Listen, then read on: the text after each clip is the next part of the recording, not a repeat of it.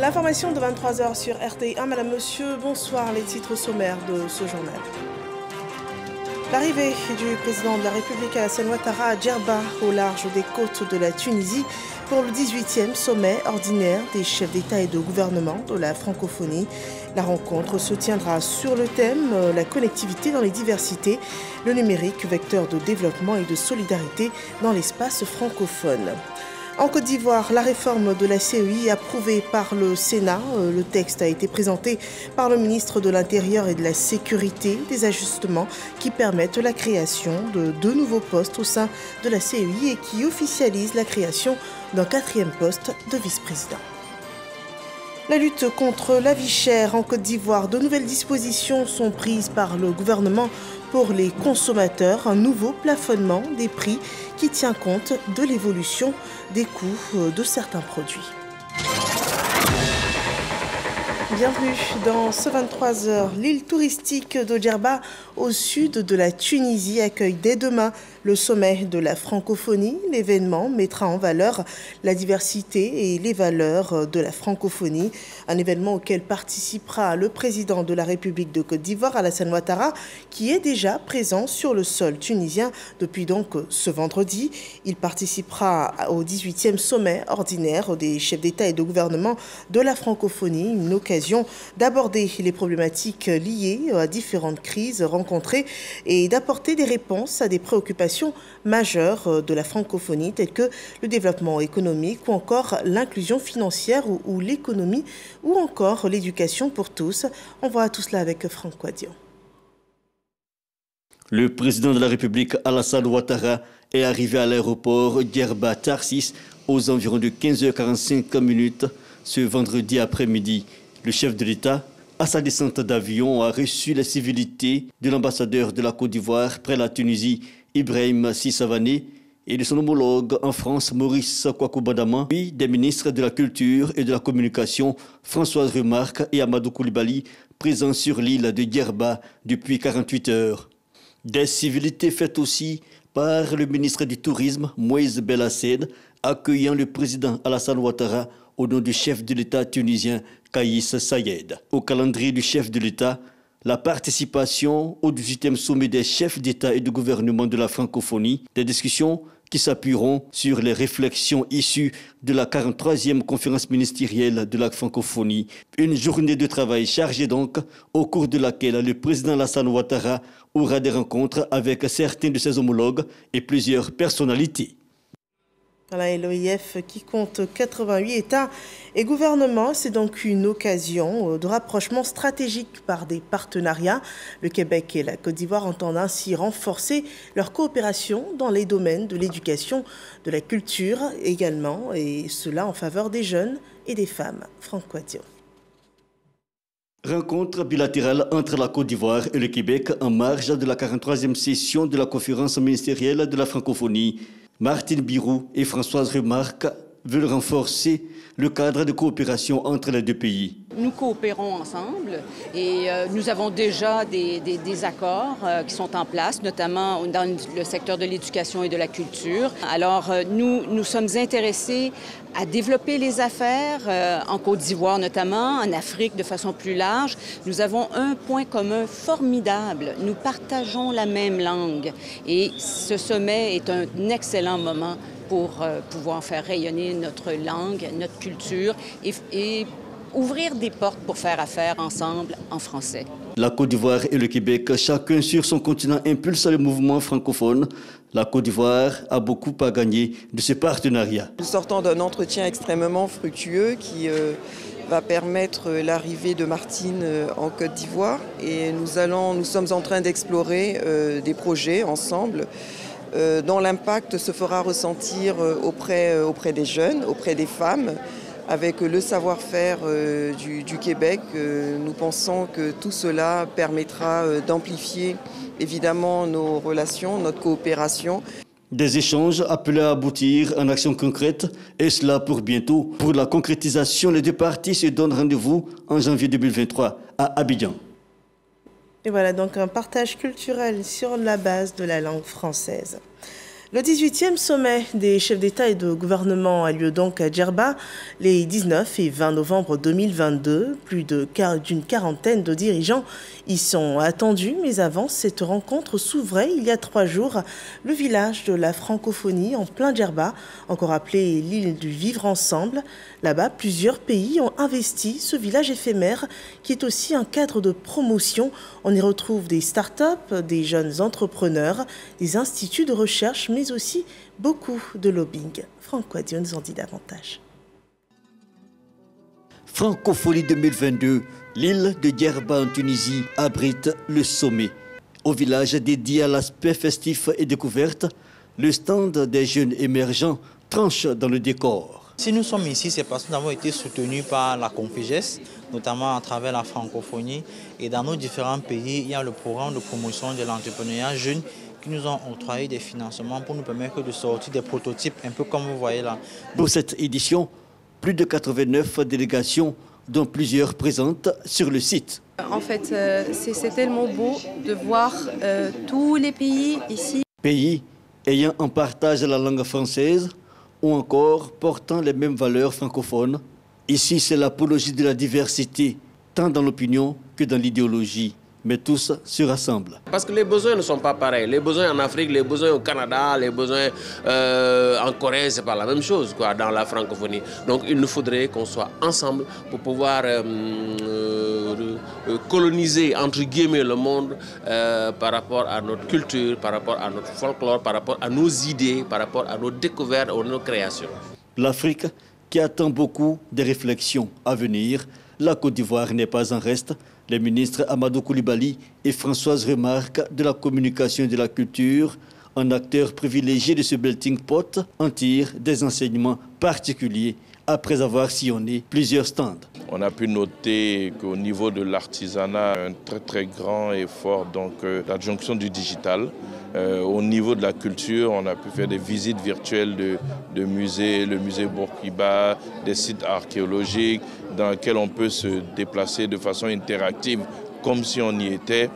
Voilà un peu tout ce qui montre, tout ce que offre la réalité augmentée aujourd'hui et qui est le monde de demain. L'espace francophone doit être un espace dans lequel nos jeunes, les femmes, puissent avoir des opportunités. Et la dimension économique aussi est une dimension qui va être maintenant renforcée à travers un plan stratégique qui a été aussi reconnu par les chefs de l'État. Mais on ne va pas dévoiler ce qui va se passer puisque ce sont les chefs de l'État qui décideront et qui pourront se prononcer sur cet avenir de la francophonie. Des enjeux à venir lors de la rencontre des chefs d'État, axe majeur du 18e sommet de la francophonie, prévu se tenir ce 20 novembre. La diversité culturelle au sommet de la francophonie, le fil d'actualité d'ailleurs de ce 18e sommet de la francophonie, des informations fraîches à retrouver au cours de nos prochaines éditions proposées par Franck Quadio. Ici, en Côte d'Ivoire, après l'Assemblée nationale, le Sénat a étudié le projet de loi portant modification de la loi du 9 octobre 2001 portant composition, organisation, attribution et fonctionnement de la commission électorale indépendante sont désormais légaux. La création de 2 nouveaux postes au sein de la CEI et la création d'un 4e poste de vice-président. Une réforme présentée par le ministre de l'Intérieur et de la Sécurité, le général Vagondo Diomandé, suivant le développement de Kader Sogodogo depuis Yamoussoukro.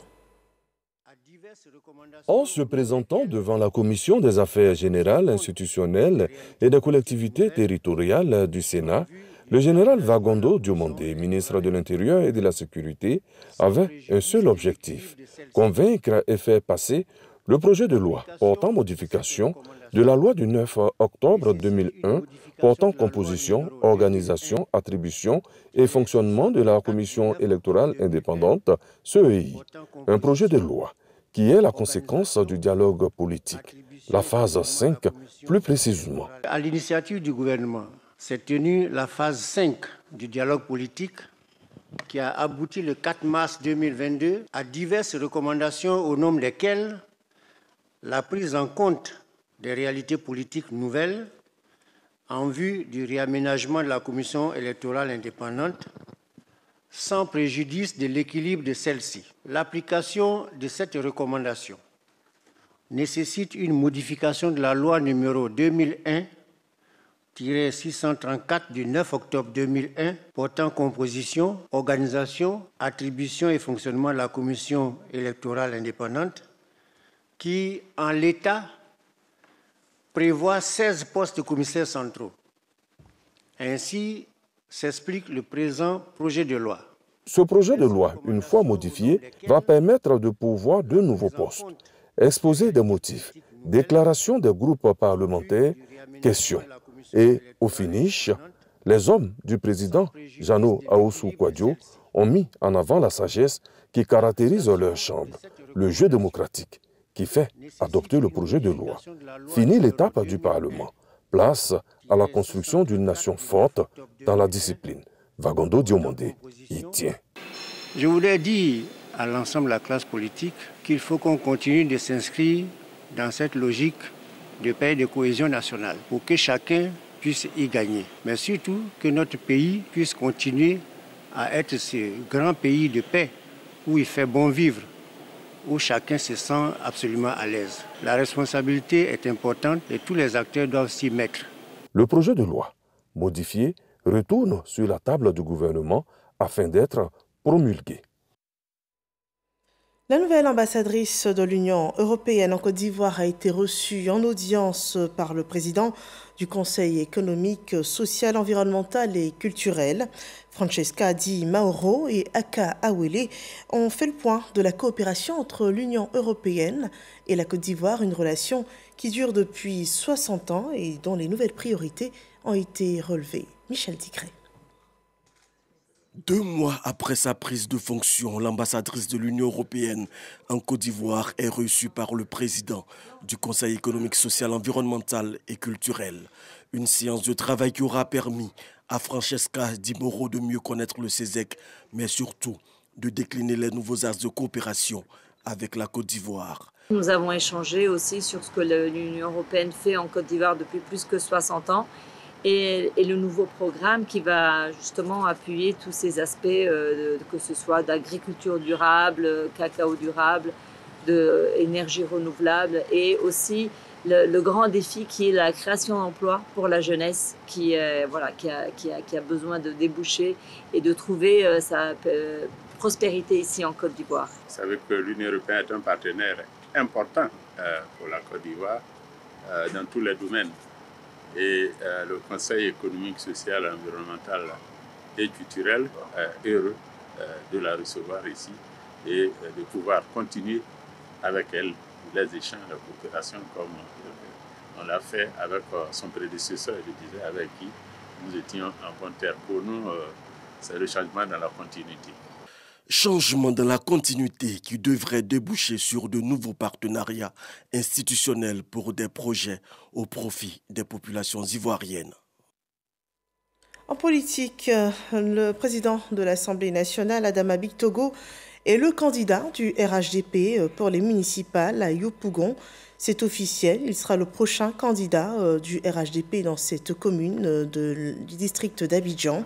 Il a été officiellement présenté aux militants par le président du directoire du RHDP, Gilbert Kafana Koné, cet après-midi du 18 novembre 2022 au cours d'une rencontre en présence de l'ensemble des responsables des structures du RHDP de la commune de Yopougon. Adama Bictogo s'engage à défendre les couleurs du RHDP pour les combats futurs électoraux et appelle les militants de Yopougon à participer massivement à l'opération de révision de la liste électorale. Nous poursuivons le point d'information avec cette première sortie officielle de la conférence des présidents de conseils d'administration des sociétés d'État à participation financière publique. C'est une occasion pour ces PCA de revenir sur leur rôle et mission et les défis liés à leurs fonctions. On voit cela dans ce reportage de Jean-Marc Djadji. Faire connaître l'association et relever les défis majeurs liés à la fonction de PCA. Ce sont les principaux objectifs des membres de la conférence des présidents de conseils d'administration des sociétés d'État et sociétés à participation financière publique. Ils lancent leurs activités au titre de l'année 2022-2023. Une sortie officielle effectuée en présence du ministre d'État, Gilbert Kafana Koné, accompagné de certains membres du gouvernement. Antoine Nizako, président de la conférence forte de 82 membres, a rappelé le rôle primordial des présidents de conseils d'administration dans le fonctionnement d'une société publique. Nous représentons le président de la République dans nos sociétés d'État respectives, un PCA bien formé, des administrateurs bien formés, peuvent cadrer. Nous comptons sur vous. Le parrain de cette cérémonie, le ministre d'État Gilbert Koné Kafana, a réaffirmé l'engagement du président de la République et des membres du gouvernement à accompagner cette structure. Je voudrais remercier donc le président de la conférence des présidents du conseil d'administration de nous avoir invités à cette rencontre. Et je leur ai dit que nous étions disposés à les accompagner et nous sommes à leur disposition, ils peuvent compter sur nous. Prestations artistiques et remise de présents aux parrains de la cérémonie ont meublé ce rendez-vous. Nous revenons sur la COP27 qui s'est tenue en Égypte à Sharm el-Sheikh. Désormais, le sujet sur le climat et l'urbanisation est désormais intégré au programme officiel de cette conférence des parties sur le climat. Ce fut l'occasion pour le ministre ivoirien de la Construction et de l'Urbanisme de présenter la vision de la Côte d'Ivoire sur la question des villes durables. Bruno Nagbane-Koné a profité pour préconiser une action collective garantissant une mobilisation financière beaucoup plus importante. Le point avec Lanciné Bakayoko. Groupe d'experts intergouvernemental sur l'évolution du climat, la bataille climatique sera gagnée ou perdue dans les villes. Une vision que le ministre Bruno Nagbane-Koné a également partagée ici à Sharm el-Sheikh avec l'ensemble de la chaîne.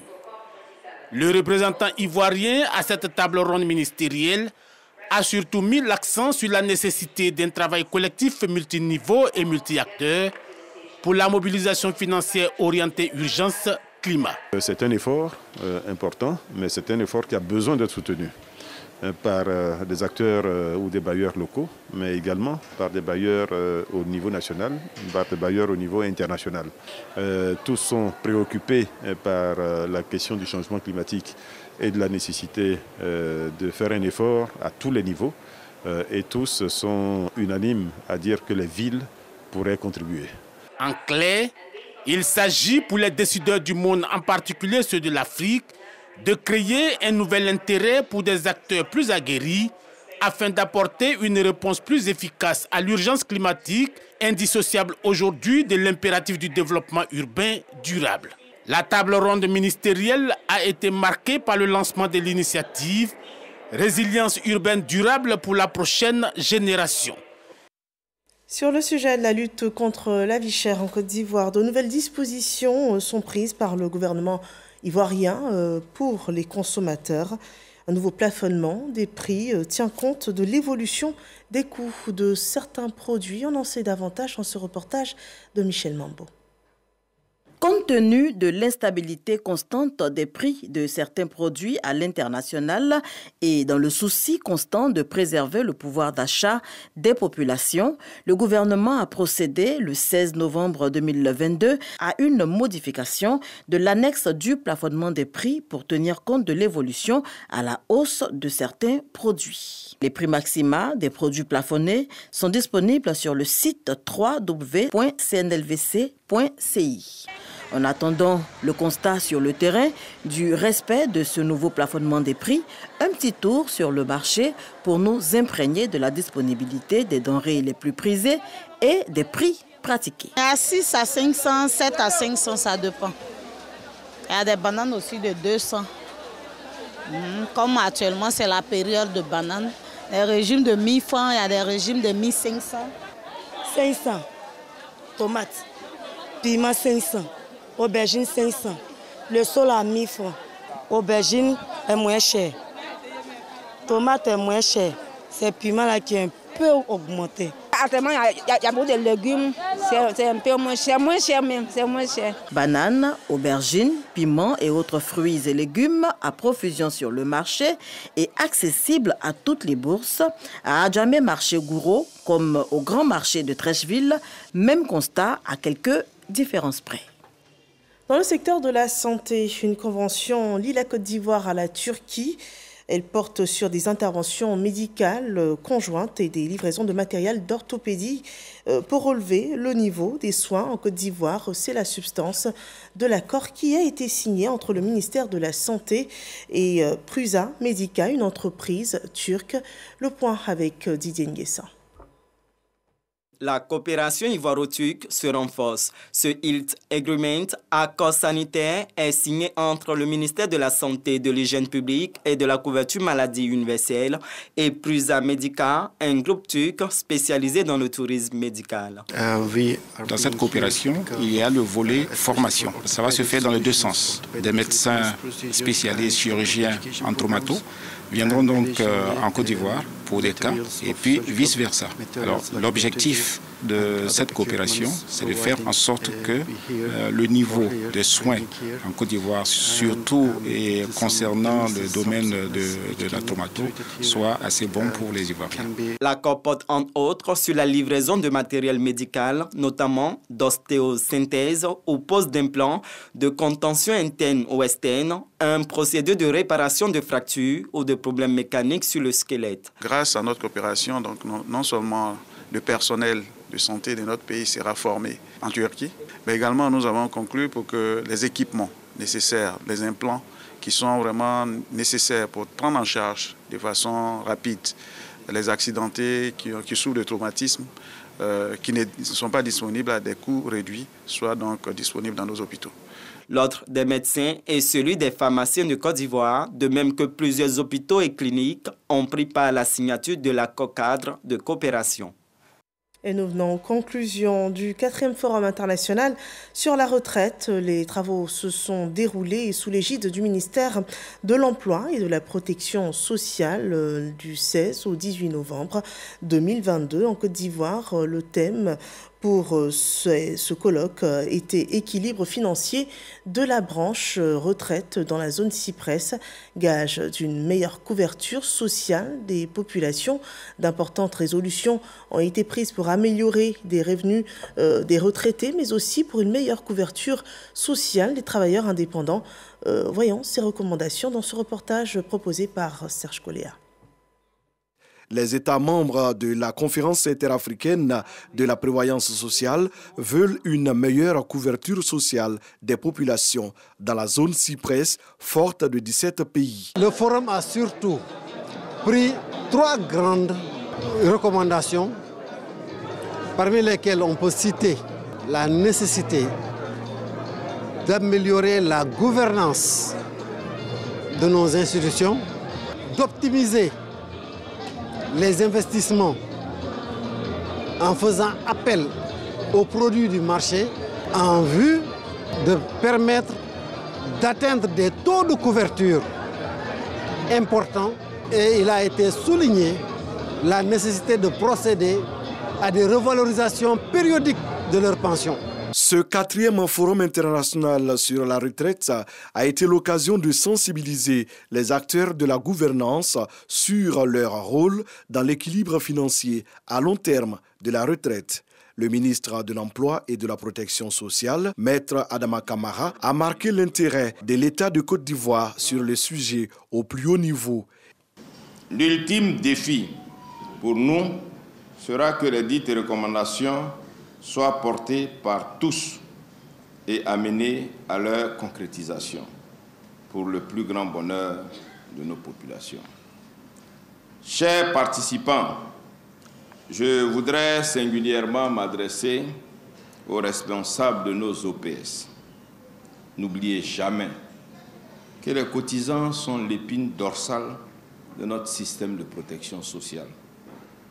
Vous devez exister par eux et pour toujours. Faire fructifier les ressources des organismes de protection sociale pour pérenniser notre système de protection sociale est un métier à part. 243 participants à ce 4e forum international. Plusieurs ministres de la zone Cyprès ont rehaussé de leur présence ces assises. L'Office national de l'état civil et de l'identification continue sa mission pour des données fiables et sécurisées. À son initiative, 757 officiers d'état civil sont en séminaire à Yamoussoukro pour la mise en œuvre de la stratégie nationale de l'état civil. Le bilan de la phase pilote réalisée en 2021 et les perspectives de poursuite du déploiement des outils lors d'une phase de consolidation régionale est prévu pour 2023.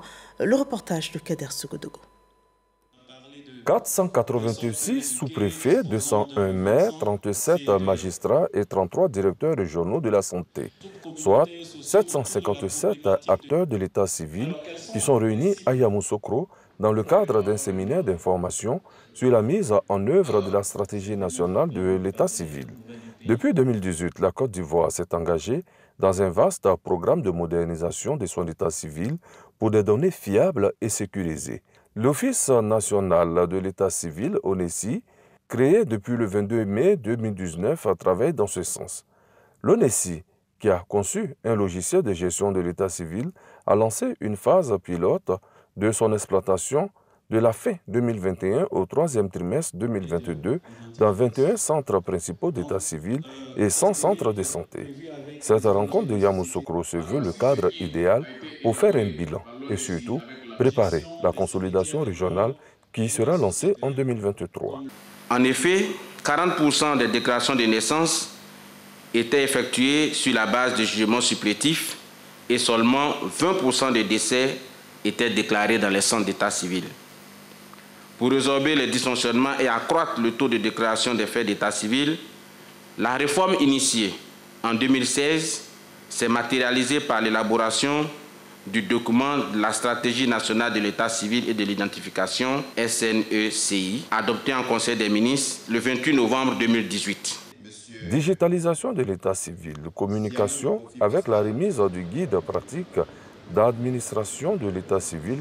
Durant les 3 sessions, l'ONECI et ses acteurs auront une idée claire des performances et innovations en cours dans le domaine. L'UMOA met la presse africaine à contribution pour accélérer la convergence économique et l'intégration sous-régionale. 36 journalistes économiques de 8 pays membres de l'UMOA ont ainsi été formés et sensibilisés sur le cadre d'action prioritaire 2025 de l'Union. Une formation qui s'est tenue à Ouagadougou au Burkina Faso. Le rapport de Dangui Dangui. Depuis son siège à Ouagadougou au Burkina Faso, l'UMOA joue la transparence sur son cadre d'action prioritaire 2025. Système d'information agricole régional, production, valorisation et vulgarisation des statistiques régionales, ce sont là, entre autres, des chantiers inscrits dans le CAP et sur lesquels l'Union a renforcé les capacités des journalistes économiques des 8 pays membres. À travers cet atelier, j'ai découvert plusieurs choses, plusieurs programmes que j'ignorais jusqu'ici. CAP 2025 est vraiment ambitieux par rapport aux objectifs de développement fixés dans la sous-région. J'ai particulièrement pris que l'Union cherche à être vraiment une union des peuples et des populations. Et là, ça m'a marqué.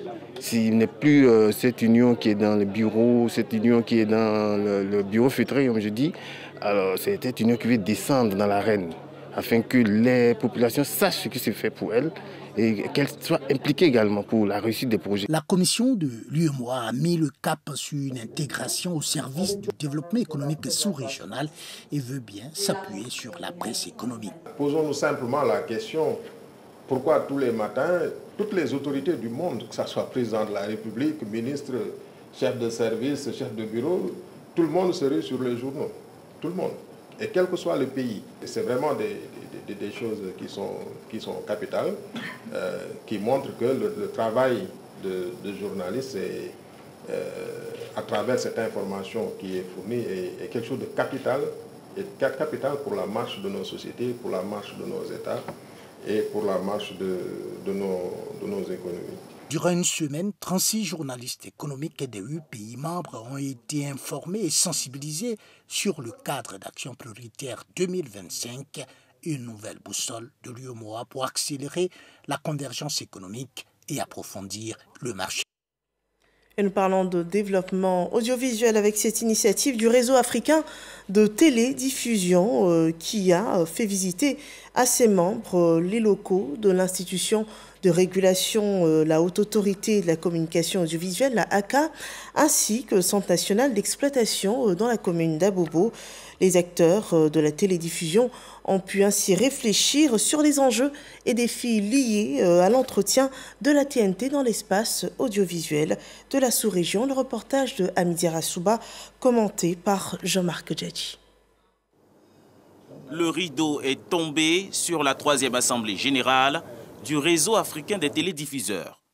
La rencontre des membres du réseau avec la Haute Autorité de la Communication Audiovisuelle, ACA, et la visite au Centre national d'exploitation ont permis de connaître le fonctionnement de l'organe régulateur, notamment la gestion des contenus des différentes chaînes de télévision ivoiriennes et de s'imprégner du modèle ivoirien.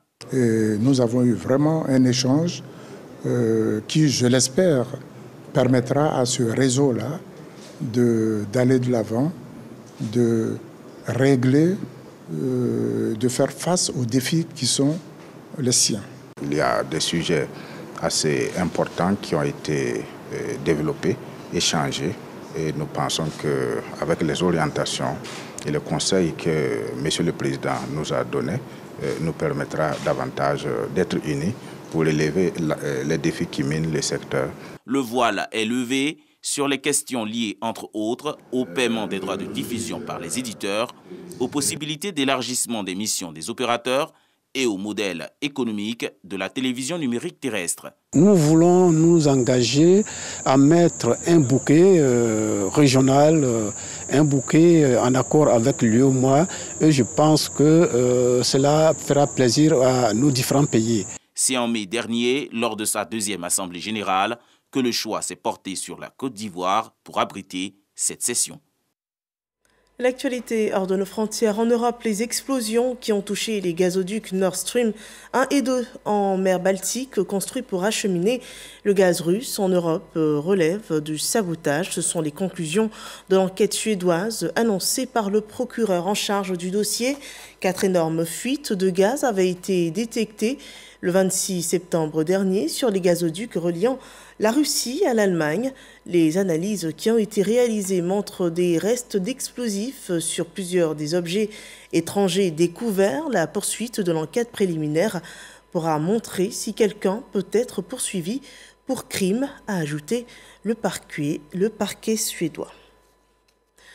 À 2 jours de l'ouverture de la Coupe du Monde, la FIFA a ce vendredi annoncé que les autorités locales du Qatar étaient revenues sur leur décision d'autoriser la vente d'alcool, y compris la bière, autour des stades sans donner de raison de ce revirement. Il a été décidé de supprimer donc les points de vente de bière des périmètres des stades et de concentrer la vente de boissons alcoolisées dans les fan zones et les établissements autorisés. Au Qatar, consommer l'alcool, on le rappelle, est légal pour les non-musulmans de plus de 21 ans, mais strictement encadré. Il est interdit d'en importer. Le magasin dédié n'est pas ouvert aux touristes qui peuvent boire dans la plupart des hôtels internationaux où une bière ou un vin coûte une dizaine d'euros, un cocktail plus de 15 euros. Et puis les règles concernant la consommation d'alcool dans ce pays, dans les stades, varient d'un pays à l'autre. Et pendant la Coupe du Monde, on le rappelle, en 2014, le Brésil avait, lui, levé l'interdiction de consommer de l'alcool dans ses enceintes à la demande de la FIFA. Voilà qui met un terme à cette édition d'information. Merci de nous avoir suivis. Excellente suite des programmes sur RTI1.